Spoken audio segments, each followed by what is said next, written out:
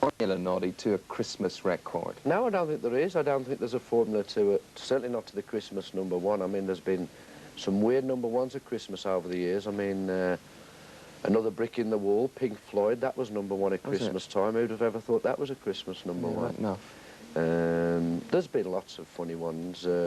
Jackie Wilson a few years ago, about 86, I think, he had one at #1 for Christmas. There's no rhyme or reason to the ones that get there. Yeah. But if you're writing one specifically for Christmas, you've got to obviously incorporate things that people relate to about Christmas. But is the market a wee bit bonkers at Christmas? Do people look for something different, generally?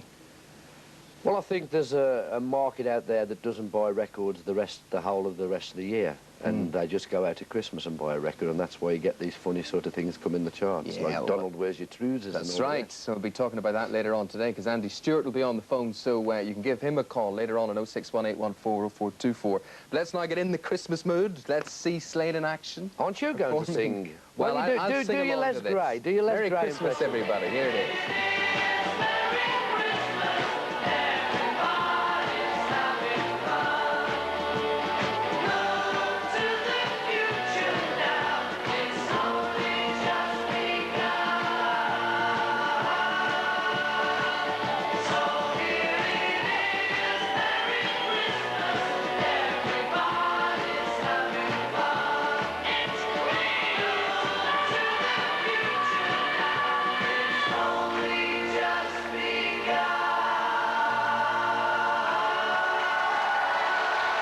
That was a bad bit to show there. Dodgy bit of miming there, yes, definitely. That was in I want to see your Cliff Richard impersonation. Come on. No. Come We'll on. save that for the office party, so we'll do.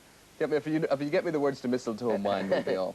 But that was 83, and you originally 83. brought it out in 73. It comes out, it gets re-released every year, but in 83 it did happen to get in the top 20 again because we'd got the #2 record at Christmas at that time with My Oh My, and Merry Christmas Everybody came in the charts on the tail of that. It must be a great Christmas inheritance to have, as it made you all very rich people. Well, it's a nice little pension every year. I think it'll be our pension for sure. The bank manager's very happy, I think, when Christmas comes along. Yes, I'm sure he is indeed. OK, we've got a call for you from Ashford in Kent. Chris Dixon? Hello, Chris. Hello. How are you? You're a Slade fan? Oh, no. You've got to believe it. Talking to this man, oh, wonderful. She's a smooth talker, I like her. No, I've got to tell you that your music, oh, amazing stuff. It's always made me cheerful. If I'm down, play a Slade record. And I think everybody feels the same about that. It's good, rousing stuff. That's really nice of you to say. I'm glad That's what we've always tried to do, is put a smile on people's faces. I'm glad to see you're still around, looking good. Thank you, darling. Looking good, my man.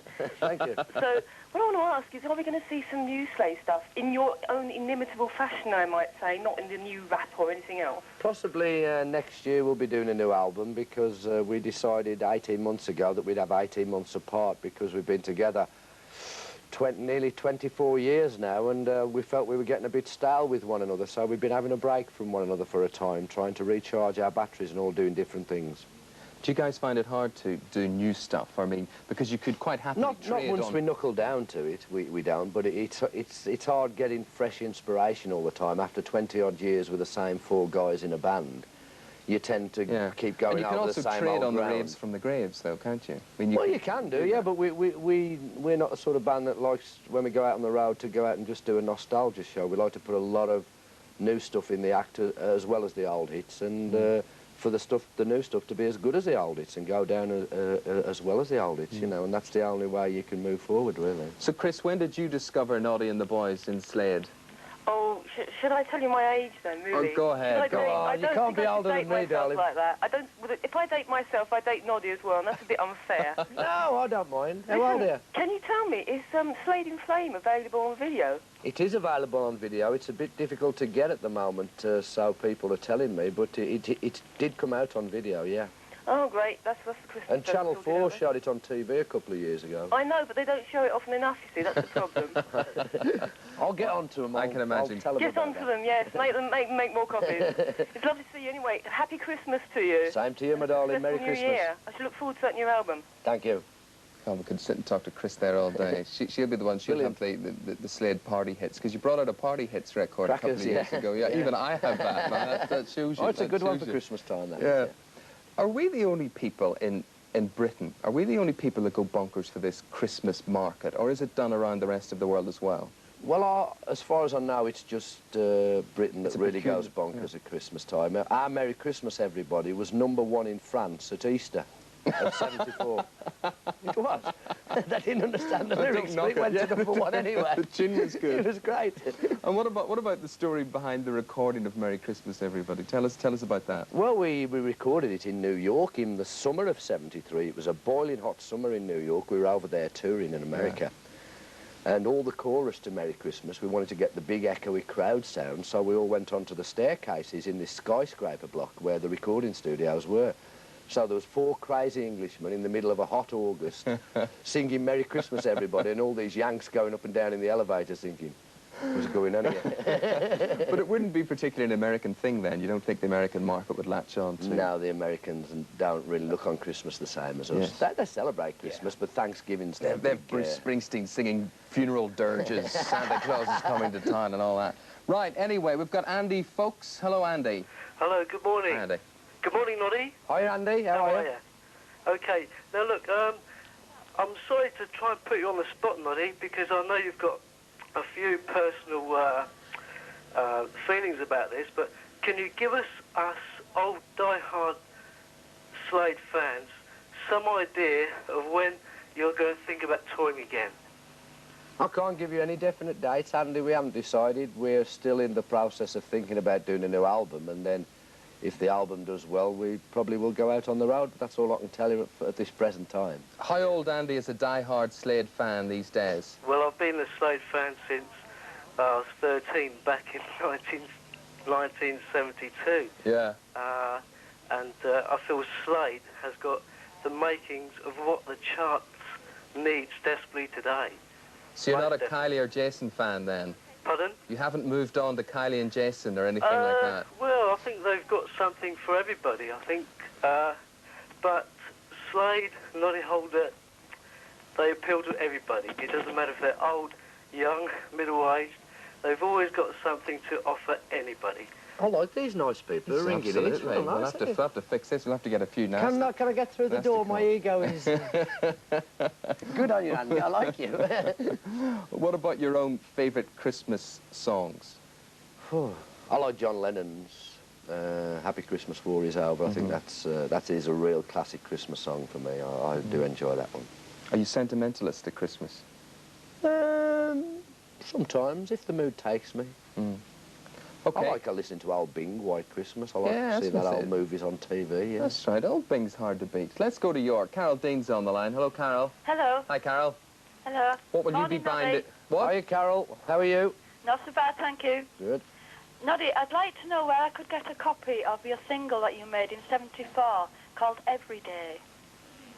Do you remember? Yes, I remember the single. Well, it has a special meaning for my husband and I, because that's the day, we got engaged that Easter. Well, and you played it for us. Right. Well, you'll have to go to shops that where they sell second-hand records, I think. But actually, Every Day, I think you'll find it. It may be on a compilation album. There's a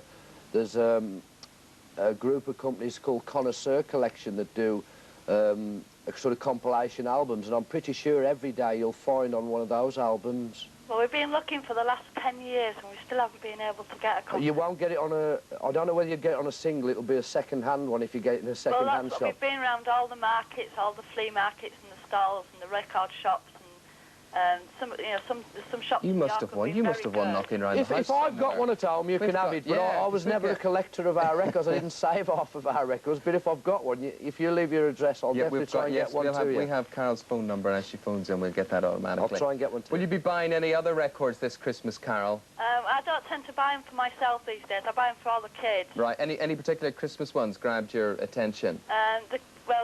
My youngest is into Jive Bunny at the moment. Right. So, we're on the Jive Bunny record. Well, yes, we are on the Jive Bunny record. So, we'll have a bit of that one. But I already have that Christmas single of yours anyway. Right. Okay, and Jive Bunny, of course, a contender for the #1 at Christmas. And Noddy will be staying with us for part 2 of Open Air at 11:05, when he'll also be joined by Tim Rice, who's got a pretty good idea of what might be #1 this Christmas.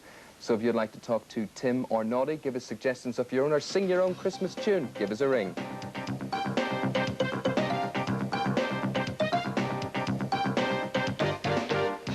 record or two, LPs, singles and CDs and all that business, either as presents or for yourself. But who can actually explain this phenomenon of the Christmas hit record? Well, perhaps our guest this morning, Noddy Holder, can tell us how it's done. He's done it this time because with Merry Christmas Everybody with Slade, that's become a seasonal classic. And we're also joined this morning by lyricist and pop expert Tim Rice, who is now in our London studio there. Hi, Tim. Is it true to say that the market at Christmas doesn't follow the usual rules in the record business? Not really. I think there's always a little extra 10% of the market for the daft or Christmas record. But by and large, good pop records still sell at Christmas. I mean, there have been 38 years of Christmas #1 since the charts began in 1952, and only 9 years has there been a genuine Christmas record. That is a record that is actually about Christmas. Yeah. There have been about 5 years where there have been just rather strange records like Ernie the Fastest Milkman or Lily the Pink, which I suppose are sort of Christmassy, but by and large, the vast majority of Christmas #1s have been regular pop records, great discs like Bohemian Rhapsody or the Beatles hits when they were at their peak in the 60s. I mentioned that in the earlier edition, Tim, that Pink Floyd's Another Brick in the Wall, that was one of the most unusual #1s for Christmas in 1979, I think it was. And very, very glum anti-Christmas. Yeah. And by the way, Noddy, it's great to see you. We met last time on a train going up to Wolverhampton. That's right, yeah. Well, we're not going to have any of this glum Christmas business here, because what we're going to do is take a look now at Slade's Merry Christmas Everybody, a real joyous one this. With a record, it was first released in 1973. It sold 1 million copies in 3 weeks. It went straight in at #1, and in the last 10 years, it's been at top 50 regular, always in December, of course.